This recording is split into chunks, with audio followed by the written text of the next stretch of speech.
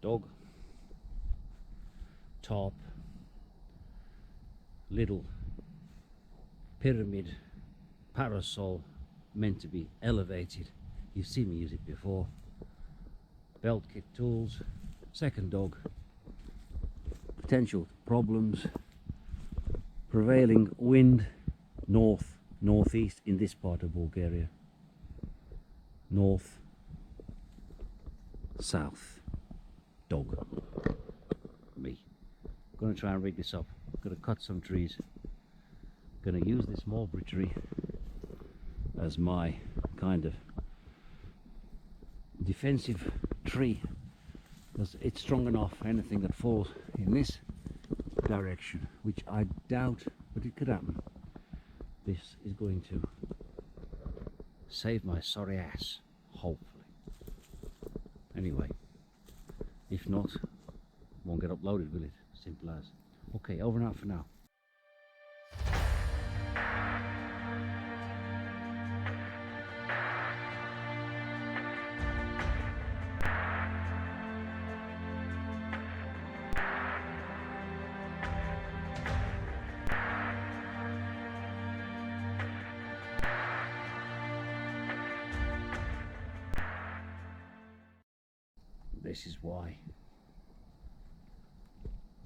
This is why they're potentially dangerous, because they've just been eaten away. Now I could set fire to that and that would eventually bring it down, but I want to use these, I want to harvest those, so I'll do it with a silky katana boy.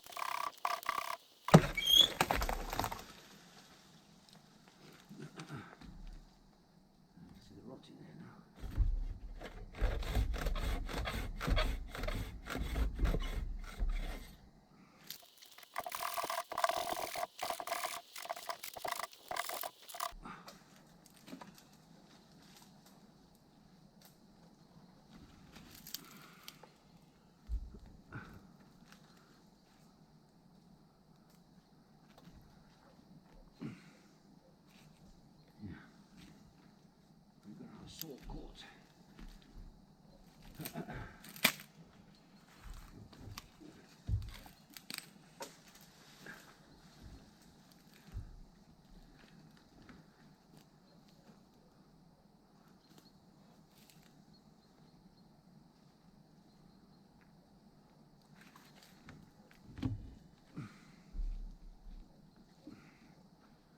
Was not the cleverest of ideas, Robert.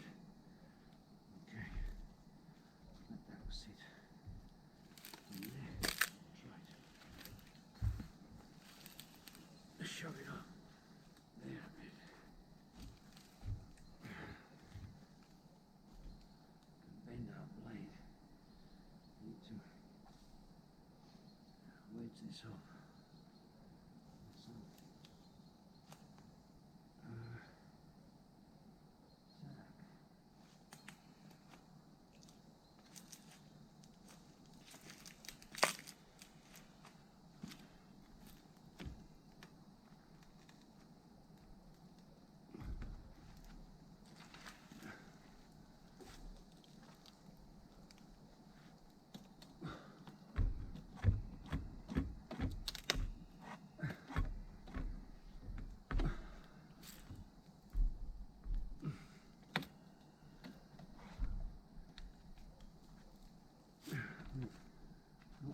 the right part of it, don't we?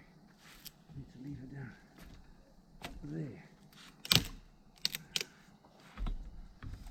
Okay.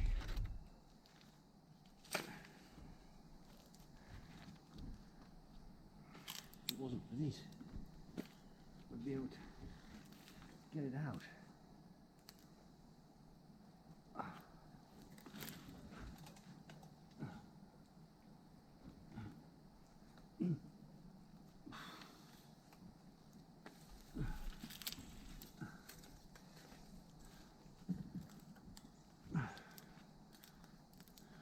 Perfectly fine.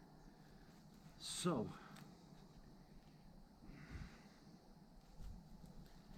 are we going to do that now?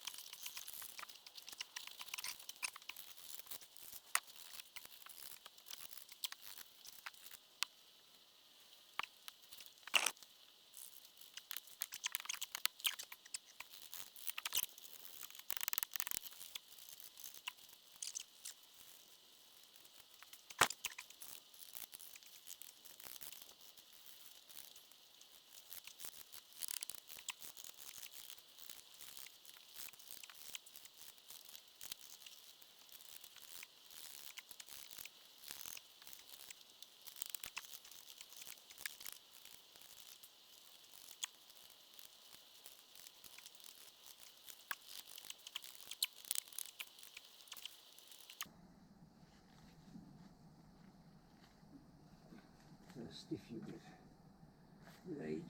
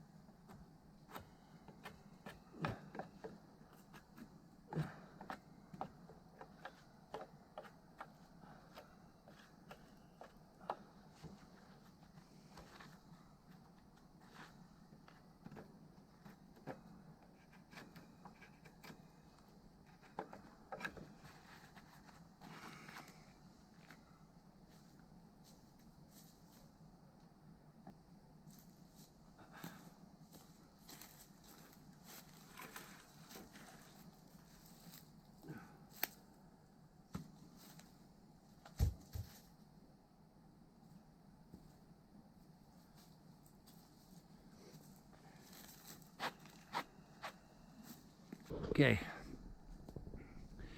got about 9% left on this battery, plus it's nearly 1600 hours in old money, 1500 hours for most of you. I haven't changed my watch and I don't intend to. Anyway, you just saw me debarking that. That's going to be my central ridge pole from this tree coming out in this direction. That's going to carry the tarp, and at the end which can have a simple bipod. No need to debark them because they're not carrying the actual tarp. I just want to get rid of all the rough bits. I wanted to make sure there's no termites underneath the bark that's going to be falling in my head. So next time you see me, next time you see this, it'll be erected, and I'll bring you back in there. Over now for now. So I left you yesterday at about 1600 hours with dog, tarp, me. What's changed in 24 hours? Oh, I got older.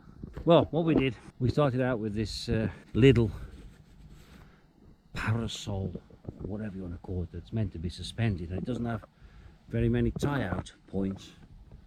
It has like 3 on one side. It could really do with some extra here. I do have the ability to knock these holes in it, what they call, I've forgotten what they're called, but anyway, these things here, these things, what are they called? I have the ability to do that. Anyway, we lifted it up into that tree.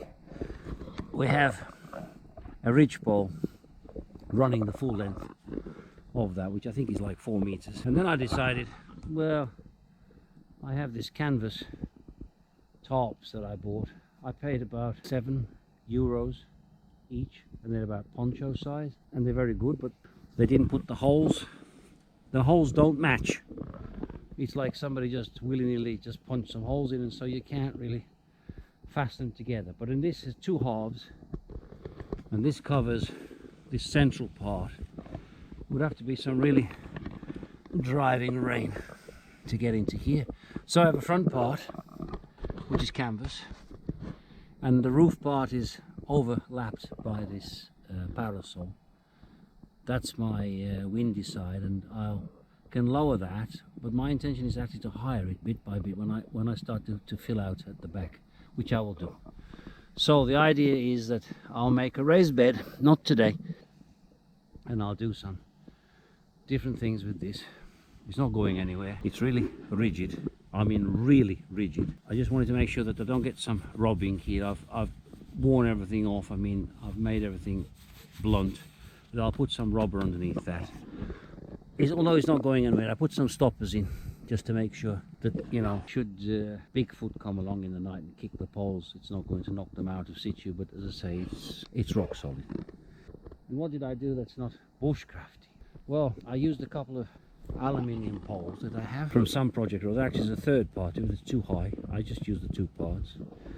I put a little bit of bark on it to stop it sinking into the mud, but I have an answer for that too. And I just used ordinary 10 pegs, and what I used here is like a drawing pin. I have them in my, what you guys call, possible bag. I think it's the biggest load of whatever, since whatever. If it's possible, then I might as well put my inflatable woman in there and some Playboy magazine. If it's probable's bag, I'm going to probably need it, and I should take it. So we'll look at that in a sec. We're waffling a little bit. So when I come out, I usually like to hang all of my jungle knot cord over something so I can see what lengths I have to work with. Here's my, this is basically has been built with this belt kit, pocket boy, silky saw, my knife. First aid kit didn't get used, it means I was doing okay, and my Gerber parang machete, which you saw me using yesterday. It's a draw knife, very effective actually. I was thinking about getting a couple of holes drilled in the blade, well, in the blade part, so I could put a couple of nails through it or whatever, and get a better grip, so I could use it as a draw cord. The big silky Katana Boy 500 we used yesterday, we didn't use today. This is just my bag with my camera kit and bits, odds and sods. And this is the tripod that I haven't taken out of the bag because I'm using the handheld at the moment, but I will have to use the tripod for some thumbnail pictures. So what else did we use? Well, we drank a couple of cans of beer because I can, and I've still got another one to drink. So yeah, we used some 10 pegs, ordinary 10 pegs. We used these aluminium poles. These are the two sections that I didn't need for the height. I have also these from Combat UK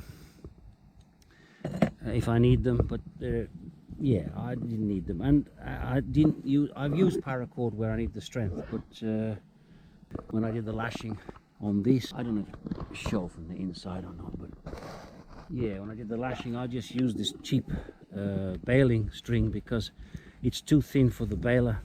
I don't know where I got it from, but you know, and you know, I don't have to worry about this. I don't have to worry about, you know, when I finish with it I just cut it and that's it. It's not for long-term use, and this camp is not for long-term use either. It's just a winter project. This place used to flood. It flooded in the past because this is the base of a former lake. That's why we're down in a dip all the way around. That's the old dam or lake man-made wall from stone and earth, and it goes out through the waterfall, but it's dry. First year since I've been here it's absolutely dry, and we're just not getting the weather, so I think it's okay. And it gives me one place to work. Stick with me to the end and you'll see what the other projects are. So before you go, a couple of things I want just to show, bushcrafty things that I'm working on, and they'll appear in future films. And the first one is my bushcraft hanging system. So these have been out here for weeks and they haven't collapsed, and they're different systems. This is a prototype that hasn't gone too well. This somebody asked me about. This has been sitting here for weeks. It hasn't fallen anywhere, hasn't gone anywhere.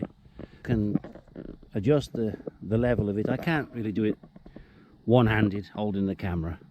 So this one is not exactly an adjustable height. This is not a finished product, this is just a prototype. This is my vertical rotisserie that this is a prototype and I'm not 100% happy with it. Anyway, there's no flames and there isn't much wind today. This is another hanging system, but there's no weight in there at the moment, so it's a bit unfair, but yeah. So yeah, we're messing around with that stuff all over the place. So yeah, if anybody's interested in seeing how I made them or the ideas, I got actually the idea for this rotisserie from Swedwood. Actually, he doesn't talk, but he does write in the comments and he does answer your questions. But he made his completely bushcraft with wood, and I was just thinking if I could find you know, something you can make from stuff you're going to find lying around, or but I'm still very much a tin can guy. If I can use those tins, beer cans or whatever, and make something useful, and I'll try to do it before they end up in the dustbin and recycling. So that's that one. I'll be back in a second with another one. Over and out for now. Another project. Be careful what you buy from the internet. I bought this tent. It's supposed to be 2 meters by 2 meters, and she's not on level ground, and the way it was supposed to erect, it was impossible. It took two of us struggling to do it, so we changed it out, and I'm modifying it, but it's got 51 holes in it. Yeah, 51 minimum. I'm changing out these wooden poles. I've changed out the centre, and I've got to find a way to tension this. But you know, hopefully I'll find a way to hot tent in this. I'm not opening it up because it's all fastened up with leather. That's a pole that we put in ourselves to replace the other one. You can see what I've been marking the holes. 29, 20. There's 3 holes there. There's holes everywhere. It's a bit like a colander. But anyway, it is what it is. It's about 20 odd pounds, 20 odd kilos, sorry, 25 kilos. So that's definitely going onto the ATV. She's almost ready to go. And we got a lot of stuff to try out. We got German Army canvas tents, we got Dutch Army tents, we got Dutch bivvy bags, we got this, we got camps, we got permanent camps, we got that trailer at the back there that was meant to be for the chickens. It's never been used. I got us some work on the roof. It's insulated. I can put a wood burning stove in it. Why not use it? If you guys are going to watch the channel, if you guys like what you see, for an old timer, that's what I am at the end of the day. I do things my way. There isn't much new, just new materials and just different ways of doing things. If you like the channel, do me a favor. Wolf head is down there or down there. Click on it, subscribe, press the all notification bell, although you don't get it now via email, but you get it if you're on a mobile device. Anyway, I'm going to start notifying people on Instagram and Facebook, although I don't like Facebook, of my future videos. I'm going to try and, now winter's coming on, or winter is here basically, to do a bit more than I've been doing. I have a lot of things to do. I'm so far behind this year with this bloody pandemic and whatever, but it is what it is. And you know, if you guys are in lockdown, I'm not in lockdown, and even if we were in lockdown, I can go for miles and miles and miles. I might meet a sheep farmer, but I don't have to be in close contact with him. I don't have to stay indoors. So if I can get out, do something and entertain you guys a little bit, why not? Woody woodpeckers up there somewhere, I can hear him. It's chainsaw time in the village. Everybody's making their firewood, which I haven't done. I'm still using last year's and I still got a lot to cut. Anyway, I'm waffling. So thanks for watching. See you again shortly, hopefully. Keep safe. Over and out for now.